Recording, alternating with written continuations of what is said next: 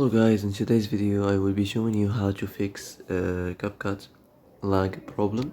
So the answer is easy. Go to the settings first and then scroll down to the apps section and then go to the search and search Capcut. Now go to the storage and here you will find this clear cache option. Click on it. Now you can go check it if it worked, and if it didn't you can try to restart your phone or turn the Wi-Fi off and on, or the Bluetooth or the airplane mode. Also you can try to clear data, but be careful. If you clear data, all the CapCut's data will be deleted, so be careful if you want to clear your data. Well, that's it for today's video. I hope this is the answer you've been looking for. If you like this video, don't forget to like and subscribe. And that's it.